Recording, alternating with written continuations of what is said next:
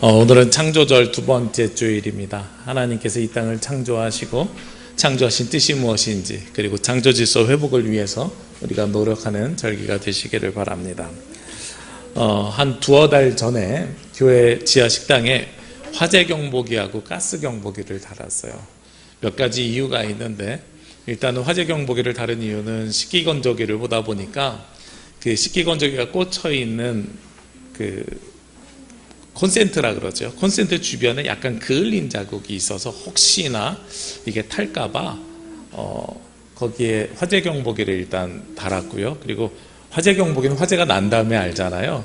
그러니까 그걸 예방하기 위해서 콘센트 플러그에다가 그 스마트 플러그를 달았어요.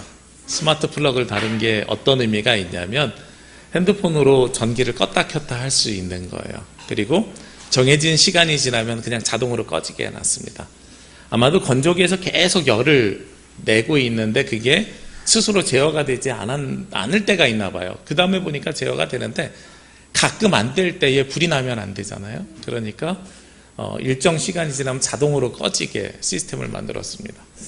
그리고 나서 한 두어 주 정도 더 있다가 모두 예배가 끝나고 가셨는데 제가 이렇게 혹시나 해서 주방을 한 바퀴 돌다 보니까 가스 밸브가 열려져 있는 거예요. 그래가지고 와, 이거 그러면 안 되겠다, 큰일 나겠다 싶어가지고 가스 밸브를 잠그면서 바로 그 주에 가스 경보기도 거기다 달았어요.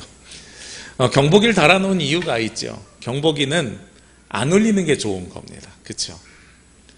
그것이 울리는지 안 울리는지, 되는지 안 되는지, 작동되는지 안 되는지 모르는 게 되게 좋은 거예요. 만약에 경보기가 울리면 문제가 있는 거거든요. 경보기는 자기의 역할을 그렇게 감당하는 겁니다. 평상시에는 아무 일 없다가 문제가 있을 때만 발생하는 것이고, 우리가 그 존재를 아는 것이 경보기입니다.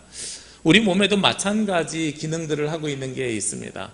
우리가 귀가 있잖아요. 소리가 들리는데 이걸 의식하지 않고 소리가 지금 잘 들리면 잘 작동하고 있는 거예요.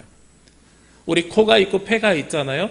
여러분들이 숨 쉬는데 아무 문제가 없으면 잘 작동하는 겁니다. 그런데 그게 문제가 있고 없고를 우리가 구별하거나 생각하지 아니한다는 거죠.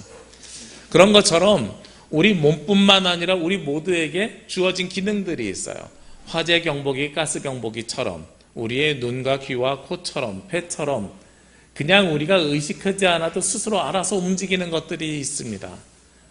그리고 그것은 존재하는지 모를 때에 우리가 오히려 더 평안한 생활을 살아가고 있는 것이 바로 그런 것들입니다.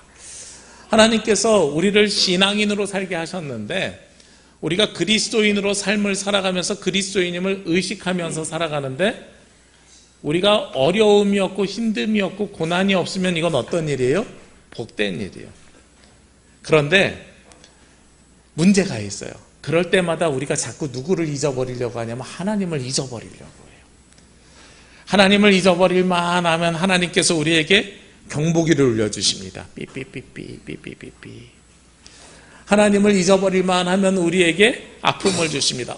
잘 안 들리는 것 같은데? 호흡이 조금 어려운데? 이런 것들을 주시면서 우리에게 경보하고 경계할 수 있도록, 하나님을 찾을 수 있도록 말씀하고 계시는 거죠. 오늘 성경에 보면 하나님께서는 누구에게 오늘 말씀을 주고 계시냐면 솔로몬에게 말씀을 주고 계십니다. 우리가 그리스도인이잖아요.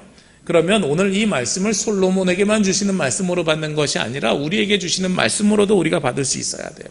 솔로몬은 어떤 상황 속에서 오늘 이 말씀을 받는가? 11절 말씀에 보니까 솔로몬이 여호와의 전과 왕궁 건축을 마치고 솔로몬의 심중에 여호와의 전과 자기 궁궐에 그가 이루고자 한 것을 다 형통하게 이루니라 하고 말씀하고 있어요. 모든 것을 다 이룬 후에 라는 뜻입니다. 그러니까 우리가 더 이상 불편한 일이 없어. 내가 할 수 있는 것 다 했어. 내가 이룰 것 다 이루었네. 이런 상황이라는 거죠.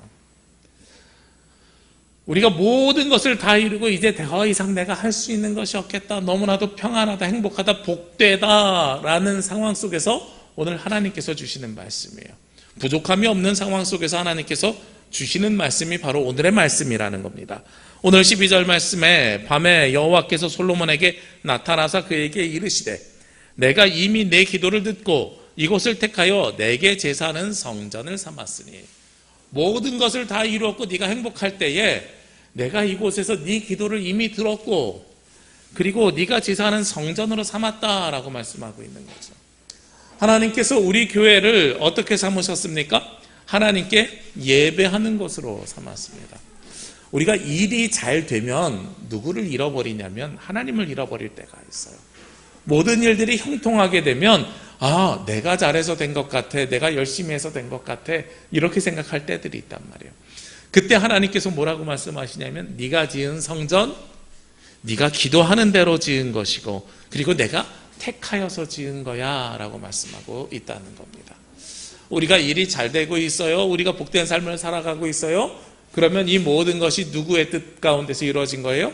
하나님의 뜻 가운데서. 하나님께서 이미 우리를 택하셨기 때문에 우리가 이 모든 일들이 형통하게 잘 되고 있습니다 라고 이야기해야 되는 거예요.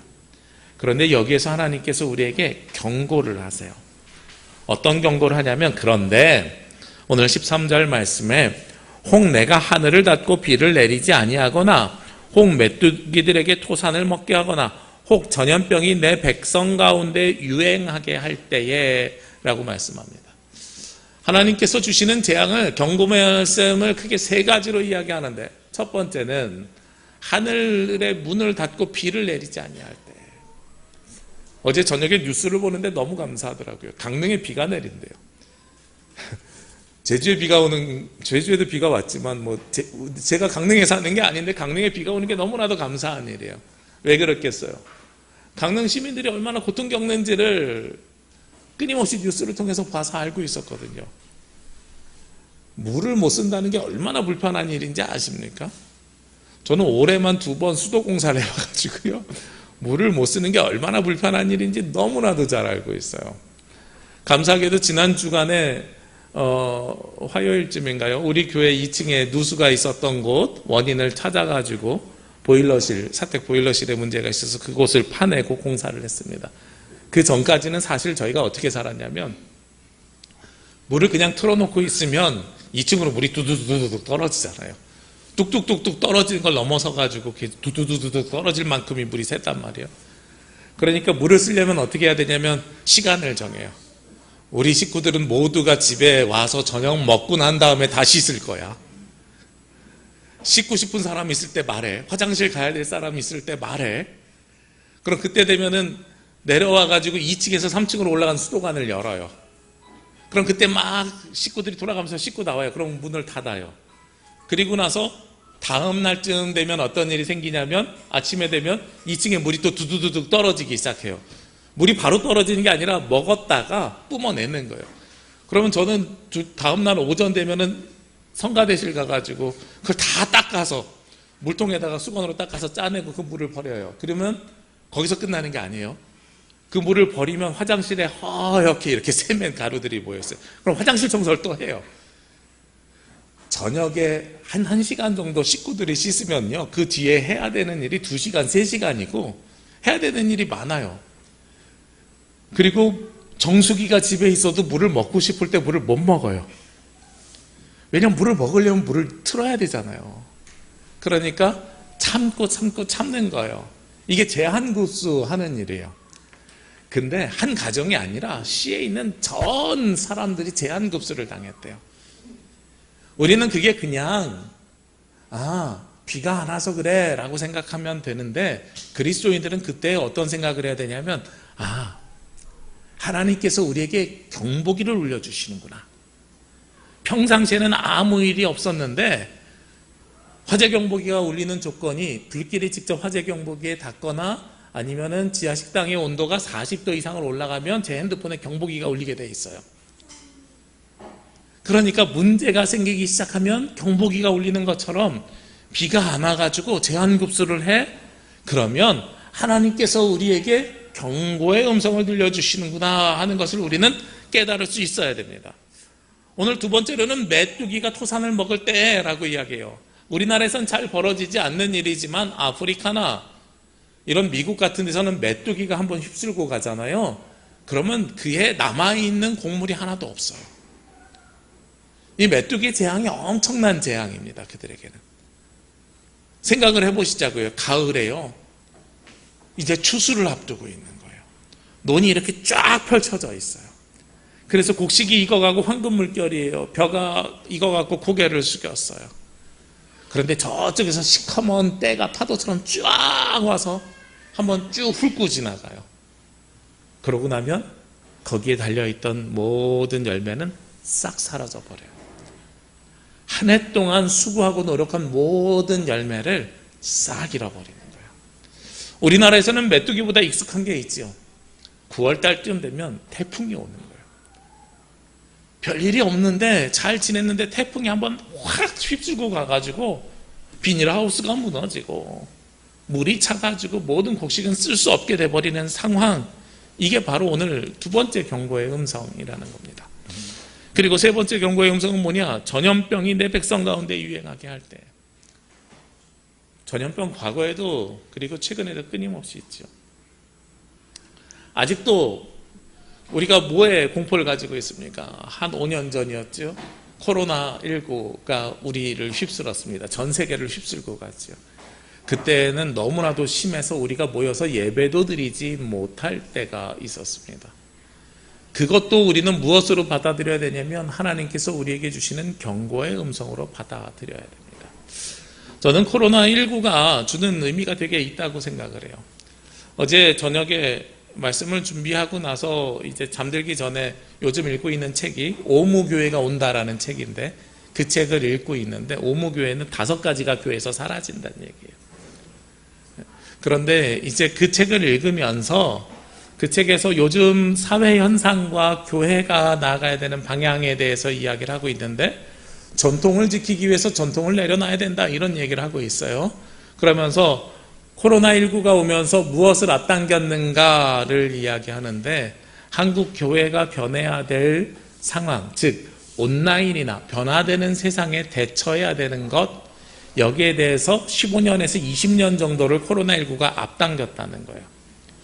저는 개인적으로는 제가 요즘 교회가 세상에 돌아가는 상황에 발을 많이 맞추면서 살아가고 있다고 생각했는데, 그 책에서 저자가 뭘 제안하냐면, 혹시 여러분 교회에 인스타가 있습니까? 인스타가 없으면 2030이랑 대화를 단절하시는 겁니다. 이렇게 이야기를 해요. 우리 교회는 카페도 있고 유튜브도 있어요. 저는 속으로 이렇게 생각했어요. 인스타는 아니지만 그래도 많이 따라가고 있잖아. 근데 페이지를 딱 넘기는 순간, 아직도 유튜브와 홈페이지에만 머물러 있으시다면 40, 50대만 교회 나와도 됩니다라고 얘기하는 것과 똑같습니다. 이렇게 이야기하는 거예요. 아, 그렇구나. 이제 나도 이제 인스타를 좀 해봐야 되나? 저는 아직은 40대예요. 이제 조만간 50대가 되겠지만, 인스타를 계정은 만들어 놨는데 활용은 안 하고 있어요. 페이스북만 하고 있어요.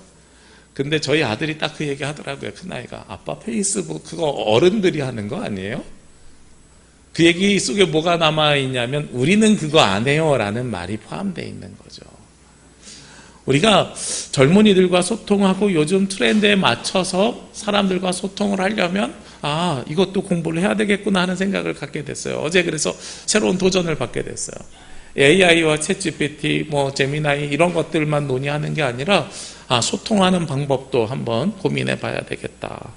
그래서 그 책을 읽고 있는데 아주 심각하게 저에게 받아들여온 것이 교회 계정으로 인스타가 있는가 없는가였어요.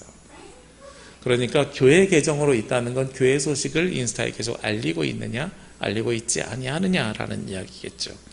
코로나19가 이런 것들을 15년 정도를 앞당겨 왔대요. 앞당겨 와서 우리의 삶을 변화시키고 있는 거예요. 이것도 무슨 메시지입니까? 하나님께서 우리에게 경고하고 계시는 경고의 메시지입니다. 우리는 이 경고의 메시지에 귀를 기울여야 됩니다. 그리고 그 경고의 메시지에 반응을 해야 됩니다. 그 경고의 메시지에 잘 반응하는 사람들에게 오늘 어떻게 말씀하냐면 14절 말씀에, 내 이름으로 일컫는 내 백성이 그들의 악한 길에서 떠나 스스로 낮추고 기도하여 내 얼굴을 찾으면 내가 하늘에서 듣고 그들의 죄를 사하고 그들의 땅을 고칠지라. 그 경고의 메시지를 듣는 데서 끝나는 것이 아니라 경고의 음성을 듣고 세 가지를 하라고 하는데 첫 번째로 스스로를 낮추고, 두 번째로 기도하고, 세 번째로 내 얼굴을 찾으면, 그러면 하나님께서 이 땅을 회복시켜 주실 것이라고 말씀하고 있다는 거죠. 우리가 창조절을 지내면서 하나님께서 만드신 창조질서 보존에 대한 말씀을 지난주에도 나눴고요. 오늘도 그 말씀을 한번 나누고자 합니다. 저는 인식하지 못했는데 요즘 창조절 말씀을 준비하면서 이 환경에 대한 공부를 하고 있는데 제가 요즘 새롭게 찾은 것이 하나 있어요. 우리가 환경을 보존하고 창조질서를 회복하는 방법으로 여러 가지를 제안하잖아요. 일회용품을 쓰지 맙시다, 분리수거를 잘합시다, 뭐 이런 것들을 많이 이야기해요. 근데 요즘 말하지 않는 것이 하나 있어요.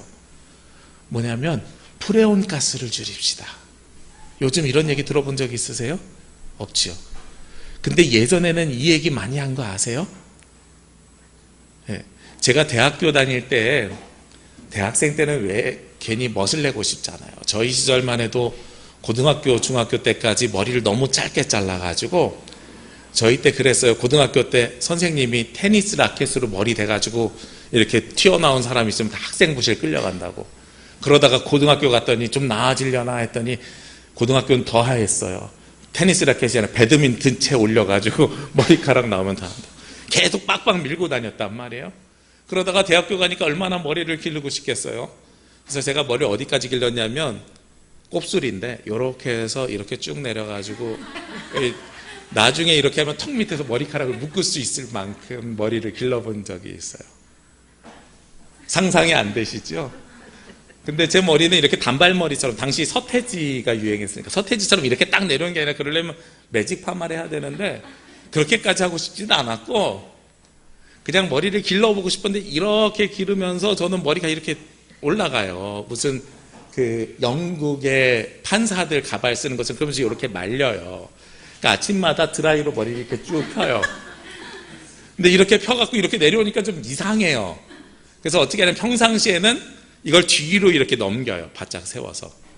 그리고 특별한 때는 우리 애교머리가 이렇게 쫙 하나 내려서 다니는 거예요. 근데 이걸 뒤로 넘기는데 문제가 있어요. 학교를 가려면 저는 지하철을 타고 갔는데 지하철이 들어오면서 바람이 세게 분단 말이에요. 요즘처럼 그 안에 있는 윈도우가 없어가지고. 그러니까 이걸 고정시키려고 뭘 했냐면 스프레이를 항상 뿌리고 다녔어요. 바짝. 스프레이를 뿌리고 다니다가 어느 날 그런 걸 본 거예요. 프레온 가스가 오존층을 파괴해서 지구온난화를 가속시킨다. 프레온 가스가 가장 많은 것이 어디에 있다? 헤어스프레이에 있다.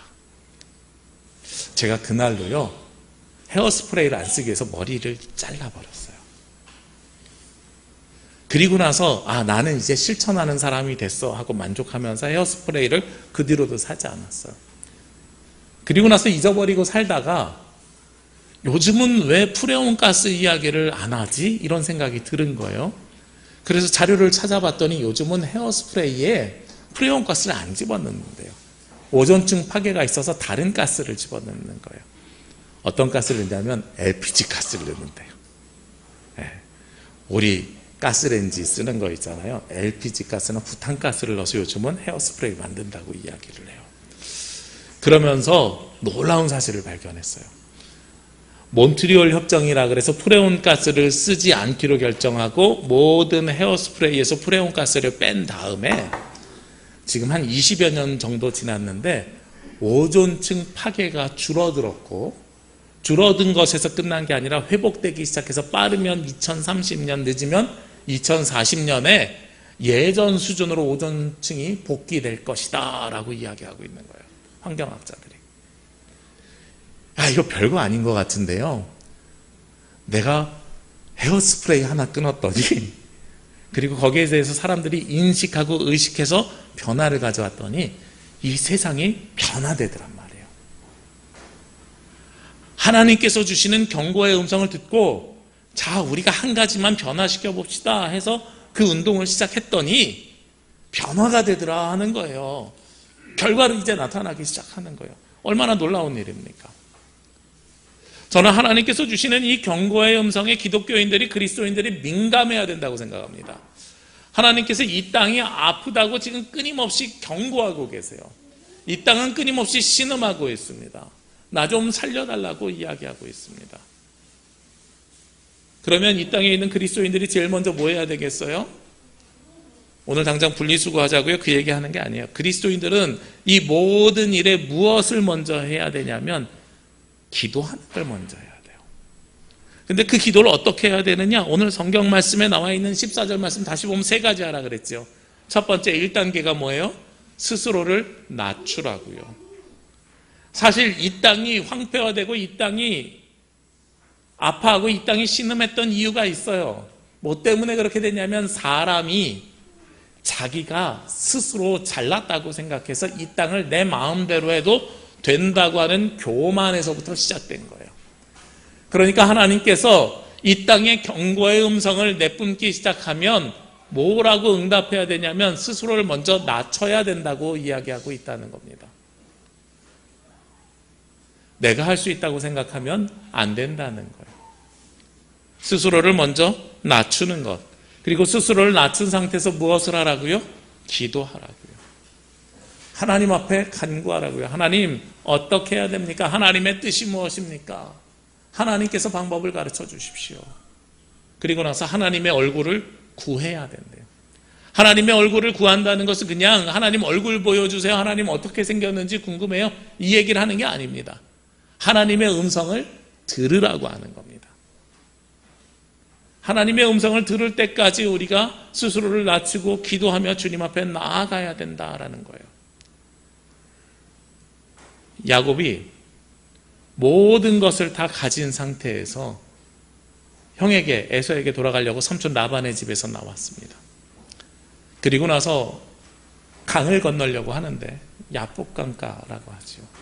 그곳에서 식구들과 종들과 모든 재산을 다 넘겨보내고 나서 맨 마지막까지 확신을 얻기 위해서 하나님의 사람과 씨름을 합니다. 씨름을 하고 그 새벽에 결국은 얼굴을 마주하죠. 응답을 받습니다. 그리고 야곱이라는 이름이 이스라엘로 바뀐 다음에 그 일을 행하게 됩니다. 야곱과 솔로몬이 가지고 있는 동일한 것이 있습니다. 야곱도요, 자기가 얻고 싶었던 아내 라헬을 얻었고 많은 부를 가지고 라반의 집에서 나왔습니다. 솔로몬도 오늘 성전뿐만 아니라 자기가 살아야 될 궁전을 모두 다 지었습니다. 그러면 인간적으로 보면 가장 교만하여질 때이고 가장 높아질 때이고 가장 스스로가 잘났다고 생각할 때입니다. 내가 이 모든 것들을 다 해냈어 라고 할 때에 하나님의 경고의 음성을 듣는 거예요. 그때에 스스로 낮아지는 겁니다. 그때 하나님께 기도하는 것이고 그때 하나님의 음성, 하나님의 응답을 기대하는 겁니다.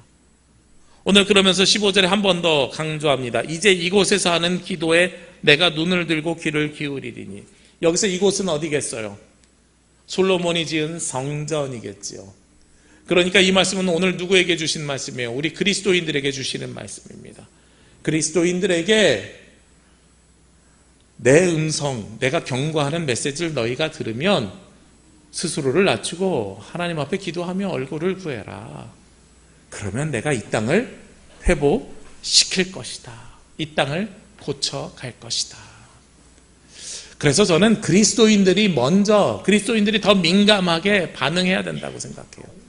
그리스도인들은 그래서 하나님의 음성뿐만 아니라 어디에도 민감해야 되냐면 세상의 외침에도 민감해야 됩니다. 교회와 세상이 구별된 것이 아니에요. 여러분들 오늘 예배 끝나고 세상으로 나아가잖아요. 세상 속에서 삶을 살아내시잖아요. 여러분들이 168시간의 교회 안에 있는 시간이요, 적게는 1시간이요, 많게는 5시간, 6시간밖에 안 돼요. 대부분의 시간은 세상 속에서 살아갑니다. 그런데 세상 속에서는 그냥 세상의 사람으로 사시겠어요? 아니라니까요. 세상 속에서 우리는 그리스도인으로 삶을 살아내셔야 됩니다. 그리고 이곳에 오셔서 그리스도인으로 하나님 앞에 간구하는 역할을 해야 됩니다. 그러려면 우리가 어떻게 해야 돼요? 세상의 움직임과 세상에도 관심을 가지셔야 돼요. 그리고 여러분들의 변화를 통해서 세상이 바뀌어가야 됩니다. 변화되어 가야 됩니다. 우리가 하나님 앞에 엎드리고 기도함을 통해서 하나님께서 우리의 음성을 듣고 이 땅을 고쳐가셔야 되는 거예요. 하나님께서 제주남부교회 성도들의 음성을 들으시고 기도를 들으시고 이 제주 땅을 변화시켜가고 이 제주 땅을 고치시고 제주 땅을 살려가셔야 되는 겁니다. 우리가 그를 위해서 쓰임받는 거예요. 그러면 우리는, 교회는, 그리고 이곳에 있는 성도들은 어떤 역할입니까? 저는 경보기와 같은 역할들을 하셔야 된다고 생각해요. 우리가 경보기가 되어서 민감하게 반응하고 하나님의 음성이 울리게 되면 먼저 하나님 앞에 회개하며 기도하는 것, 그것이 우리가 먼저 해야 되는 일입니다. 그러면 맨 마지막에 16절 말씀에 하나님께서 이렇게 응답하십니다. 이는 내가 이미 이 성전을 택하고 거룩하게 하여 내 이름을 여기에 영원히 있게 하였습니다. 내 눈과 내 마음이 항상 여기에 있으리라. 하나님께서 항상 우리와 함께 하신다고 그러셨어요. 하나님께서 우리를 이미 택하셨다고 말씀하고 있습니다. 이미 택하셨기 때문에 하나님께서는 우리를 사용하시는 겁니다. 그를 위해서 우리는 민감해야 되는 거죠. 우리 주님 앞에 민감하게 나오는 예배자들, 그들을 통해서 하나님께서는 이 땅을 고치시고 이 땅을 회복시켜 가신다고 말씀하고 있다는 겁니다. 하나님께서 솔로몬에게 주셨던 이 말씀을 우리의 말씀으로 받아들이십시다. 그리고 하나님께서 이스라엘에 있는 성전에 주신 말씀을 지금 이곳에 있는 우리 교회에 주신 말씀으로 우리가 말씀으로 받읍시다. 그래서 하나님께서 주시는 경고의 음성에 우리가 귀를 기울이시고 이미 택함 받은 사람으로 우리가 회복되어 하나님 나라를 향해서 나아갈 때에 우리를 통해 이 땅을 고쳐나가시고 우리를 통해 이 땅을 회복시키는 하나님의 역사하심이 이 창조절기에 저와 여러분과 여러분들이 살고 있는 그 삶의 자리 위에 함께 하시기를 주님의 이름으로 기도합니다. 기도드리겠습니다.